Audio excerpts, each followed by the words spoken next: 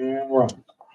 Good afternoon, everyone, and welcome to the January 2nd, 2025 Leasing Public Safety Committee meeting. I'm going to begin by taking attendance. Councilman Brennan, Town Supervisor Aaron Cassidy-Dorian, myself, Deputy Chief Twitty, Lieutenant Grenier, Town Attorney Finnan, Assistant Comptroller Lieutenant Wynn. We have, what's the exact title? Confidential Secretary. Courtney McGavro. Welcome, Ms. Courtney McGavro. Crash course committee. This is a nice committee. This to is a start good with, committee to start with. You know. Would like to believe so. Did I miss anybody? Okay. May I please have a motion to accept the December 5th, 2024 meeting minutes? Motion. Second. All in favor? Any opposed? Okay. Operationally, this is just a reminder, as we move into the darker months of winter, we have less sunlight, which gives more opportunity potentially for crime in our neighborhoods, when our vehicles are unlocked, when our houses are unlocked. Back last May, we started a program that's a nationally recognized program called the 9 p.m. Routine Reminder. Anyone that follows us on Facebook will know that I occasionally send these out.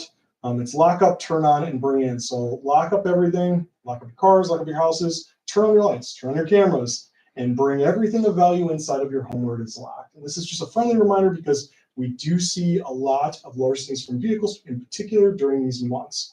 So again, just reminding everybody, please, please, please do us a favor, do yourself a favor. Anything we can control, we need to control to prevent crime. Under fleet and equipment, we're going to be putting out the vehicle maintenance bid. This does not need to be done through resolution. I conferred with Town Attorney Finnan. We're hoping to have this out by the end of the month, if not the beginning of February, because our contract expires the last day of February with Auto Solutions currently. And then in February, we'll have a resolution to award the contract. Correct. Was that the one that burned down? No. What was the garage that burned? That was one of their buildings. Yeah. But that's Crazy, not their right? main, that's where they were in their tractor trailer. Oh, right, because it was one of the tall garages. Didn't have anything specifically under building. Under training, I put it on as tentative. There's some upcoming school resource officer training for the entry-level SRO training program that's held in Albany County. We submitted for 2 different officers. I don't know that we've gotten a response yet regarding that. We submitted for Officer Guest and Sergeant Henry, who had showed interest in that. We don't know if we're actually going to do that or not, but we're attempting to. Also under training, we need a resolution authorizing the payment of the I put 2022, I don't know why I did that, 2025 membership fees for the Zone 5 Regional Law Enforcement Training Academy. This is our annual dues to be a part of the academy, to have our officers go train not only new officers, but continuing training that we do down there. Citizen correspondence, some ongoing. Banker Ave at North Ravine Road, I did confirm we needed to get data from not just North Ravine, but also Ravine Road itself. So we have moved the trailer. Unfortunately, I don't have that data yet because of the holiday season with a lot of people having time off. And Detective Munger is usually the one that's going to chief for me, and he hasn't been here. So we're going to have that for the next meeting. Onondaga Road and Troy Schenectady Road, we continue to discuss, but we're looking to possibly call for a resolution for a public hearing regarding the parking situation.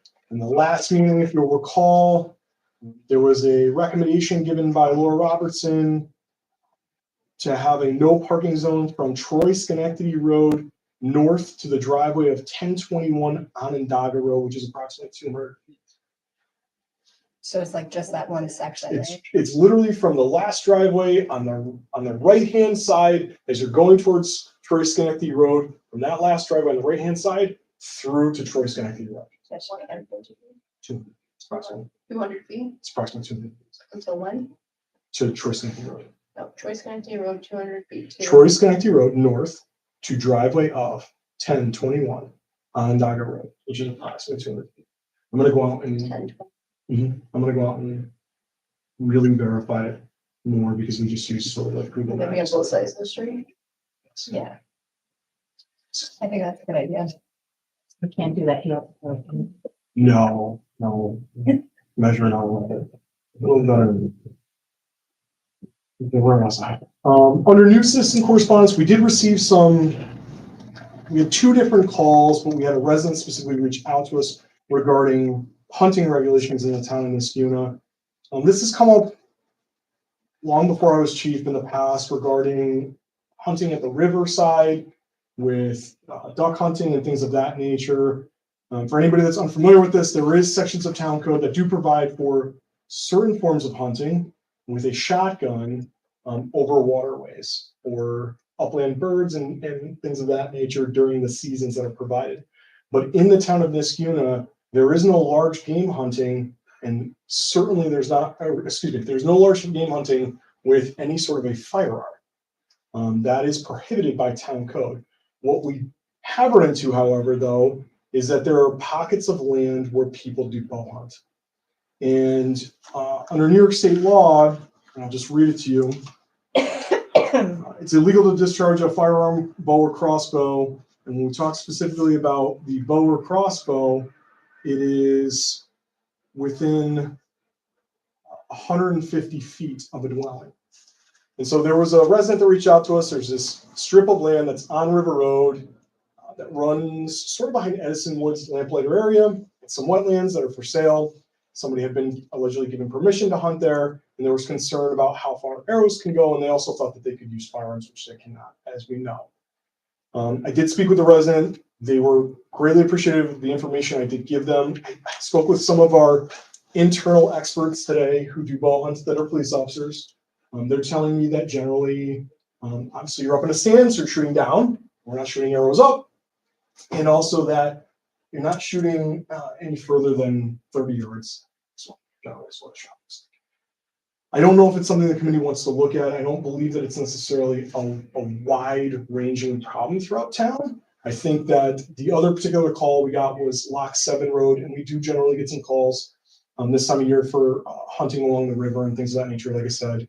But if it's something the committee does want to take up, or we think that we need to have a conversation about further restricting that, I don't know. I'm wondering if we just could create like an infographic or something to put on the website that just says, here's what's allowed, here's what isn't.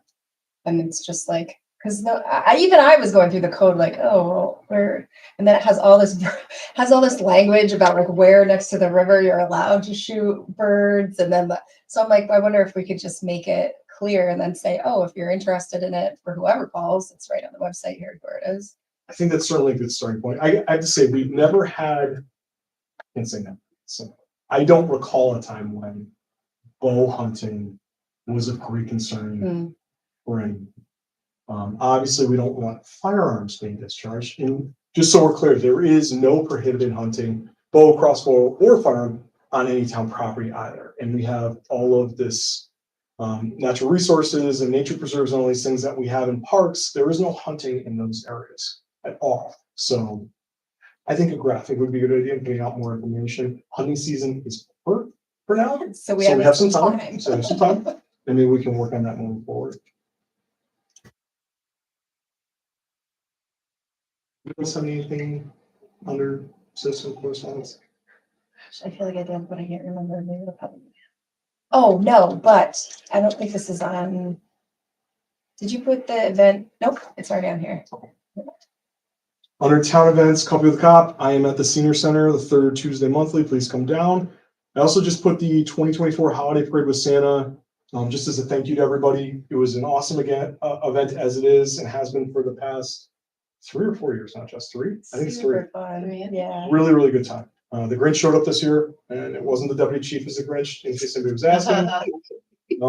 We had a really good time, had a good turnout of gifts that were donated, and folks that came out to kind of support it. Justin, if you want to add anything to that. Just the social work department was very grateful to the community for coming together, and Fire District 1 for leading it, and police department. It just was a group effort, and just fire department delivers gifts to the social workers, and like they all go at it and like have things to give families that where we were falling short, and it's just a great feeling that need gets met. It's a group effort. So. Definitely a good thing to do. So. Those point this year. Jordan got to her speakers. Under town clerk, We still have the peddling and soliciting / no soliciting registry. I absolutely know we were talking about putting a tentative resolution to call for a public hearing on this. We didn't know if we were going to have language ready or not. That introduced the end of the month. Michelle, do you? I'll work with Michelle. Yeah, we'll just have to get together. I'll drop something. The other thing is I didn't put it on here, but Christine O'Brien had brought it to my attention again. I think we need to revisit the conversation on fees for foils. I don't know if this is the appropriate committee to bring it up in, or if it's, Might be Finance. finance, but Well, that's We had Michelle's this- department. yeah. but didn't we have this conversation? Was it Bill or John? Somebody was like, really like, we don't want to increase the fees. Do you But I remember think that? what What do you do at this point? No, Like, that- you can't- it's all done by, 25 cents. well, you can charge hourly rate for the time, and I think the issue is the reason Chris is bringing this up, because her and I talk about foils quite often, given the amount of foils that have come in recently, but we get foils for body camera footage. I have to review all of that body camera footage. It can be like 6 hours for one Yeah. foil, and then if it has to be redacted, guess what? Somebody from the police department's going and redacting it, and then I'm watching it all over again to make sure that it was properly Right. redacted. Yeah, So that some of it is so time consuming that I mean, you can't charge my hourly rate, you have to charge like the lowest yeah. I don't paid know what it employee is. who's capable of doing the job or something like that. Yeah, well, who But else is capable of doing that job? No, that's the problem. the Then legal it's review, like- I think it has. I think it has to be you, and I think we can charge your rate. I don't think that's unreasonable. And we're I mean, also I running think- into, and I don't know what the thumbstick, those should be recouped, I think. general We charge charges. for our, we charge for ours. Well, but is there a rate for that, Michelle, that specifically for the? It's not in there. No, The so, reason I'm asking is because we send a link for the body worn camera footage. We've had instances where people are like, I can't open the link for whatever the reason is, or they can't download off it. And then they're expensive. yeah, The so things that were. we bought ours off Amazon, and I put the price on them for whatever I paid for them at the time. So if I got a 12 pack and it's, $120, I charge $10 a stick. Right, we can't make a profit on them, but we Right. can charge, I believe. I charge what cost. we pay, depending on whatever we order. No, I don't know. Do you want me to do some hunting and see if we can figure out what other places might charge and what the It's all basis in the is? code, like, or in the law, we can't change it. Yeah, but what does it say as far as it's the lowest? I Lowest guess paid more what I'm person looking at capable of is- doing the job. So like if I did something and Frank was capable of doing it, you can't charge my rate, you have to charge his. Just because I did it But I doesn't mean think, but I anything. think part of the process that's broken is this. When they go request something through Michelle, Michelle's not gonna know that body worn Right. camera footage is 6 hours long, and to tell them, hey, this is the rate you're gonna pay for this review. I think there needs to be a better process internally where we have like an estimated time of what this, and say to them, just so you're aware, we will do this because we have to by law, but this is the estimated cost that we anticipated. So Yeah. that's fine. I Well, can send and a letter saying. I mean, what I was talking to Chris about too was, a lot of these, the majority of people provide email addresses when they do the FOIL request. So if I'm getting one where I see that there's gonna be a lot of review for body camera footage, I'm going to email them and say, you're This- going to be charged an hourly rate for this, and do you want to amend your request to not have the body camera footage? Or do you want, Included, like, if okay, some of them, if it's coming from a law office and it's a big case, they probably aren't gonna care, they'll probably pay the amount. But some of these So like that- regular citizens that are just requesting it to request it. like, yeah. So to that but point, even I've called 2 different residents and said, if you want every incident in the past 10 years, that's gonna take months probably to get done. So here's the other mechanism. What are you looking to gain out of this data? We talked about that, like, some way of interacting and saying, what specifically are you looking for? Because you ask for all of this, it takes us a ton of time, and you only need this sliver of information from it. I don't know what that looks like, because I know the back and forth would take time too, but I don't Maybe know. back and forth, it saves hours of time. That's what I'm thinking. So maybe we could talk through some ideas. So sometimes when I send it off, Those ideas. Let's have a spoil meeting. I'll bring my aluminum. I don't know. It's late in the day and I get sleep. By kids is. Any good ones? Bus patrol still moving forward. Didn't receive anything from the fire department. I just have a quick thing, so it's on the radar. We're gonna have 3 ceremonial resolutions for the volunteer arm of Fire District 1. They have 2 50-year folks that are reaching their 50-year of service mark, and then 1 retirement. So I'm in the process of getting some more That's gonna be information. for this one. I'll probably do it at the end of the month because they're having an event at the very end of January, and our last meeting is still like 3 or 4 days beforehand. So I'm thinking we'll do it then so that we don't have to pile it on. We have Yes. on here. Okay. But What's this, what, for, Action. oh, right. School district still ongoing, the school speed zone specific to Rosendale. Under personnel, we're still reviewing lateral candidates. We did receive 2 new applications, which is good. We're gonna be looking into those further. Also under personnel, Christine O'Brien, this is a budgeted position for executive secretary 2. Chris has been with the town for quite a while. She's been in her current executive secretary 1 position for 3 years and moving forward. She's done an outstanding job. I can't say enough good things about the hard work that Chris does for our office and for our department. And it's sort of lining closer up to what it is she's actually responsible for in terms of what we ask her to do on a daily basis. So I just want to be clear, though, this cannot be a 52.7. It's going to have to be tested. It's going to open it up to 3 other people within the town. Which is correct. It's going So to be we- provisional. It'll be provisional. We have 3 other, so we have. total 2 others. 2 others and 3 including Chris, yes. Okay. So.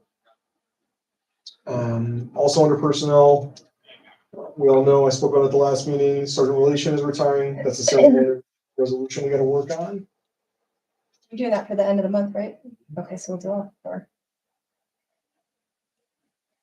Under other town of Niskuna event application, town code and road.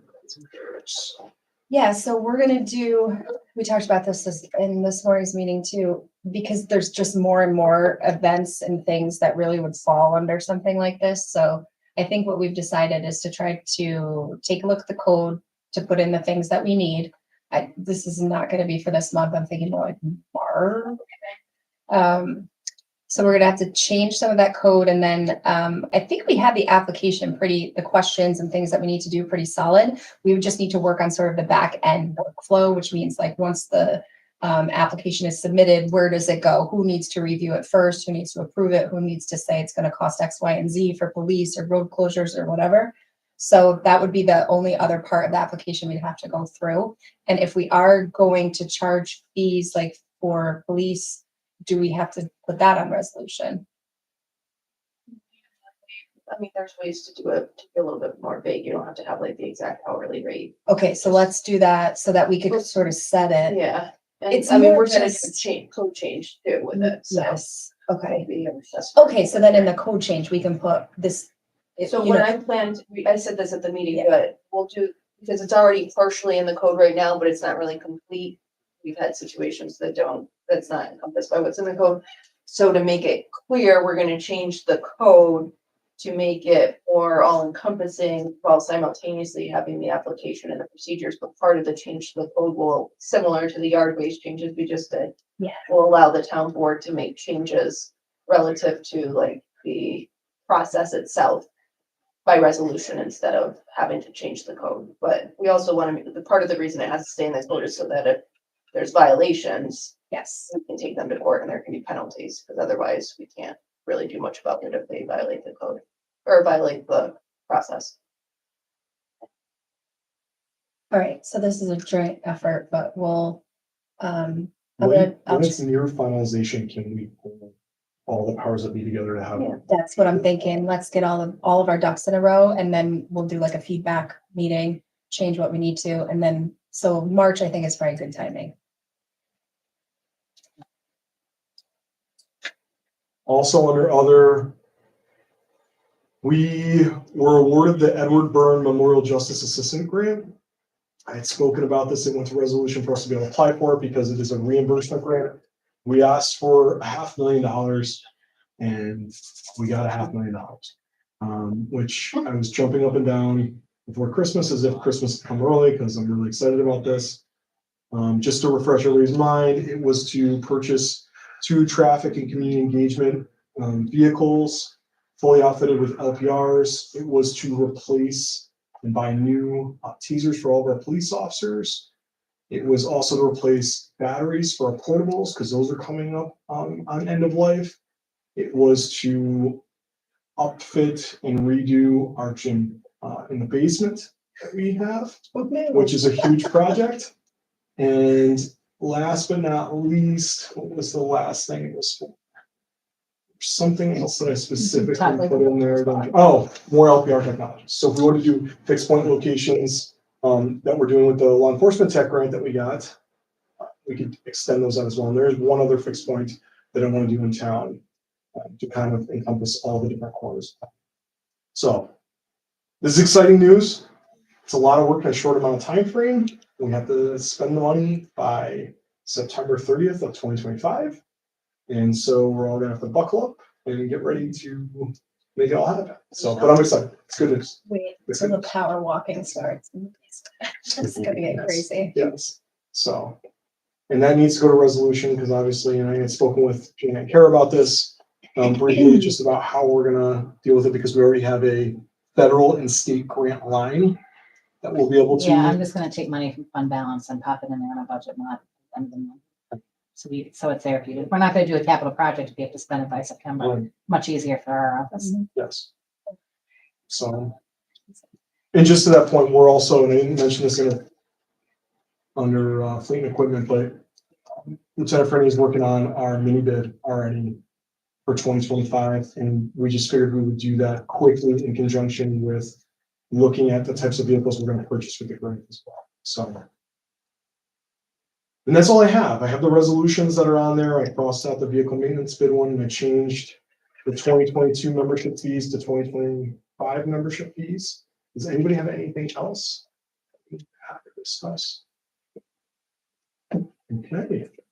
With that, I'm going to ask for a motion to adjourn. Do I have a second? Second. All those in favor? All opposed? Our next meeting is going to be February 6th, 2025 at 3:30 p.m. Thank you for everyone who attended. It was wonderful.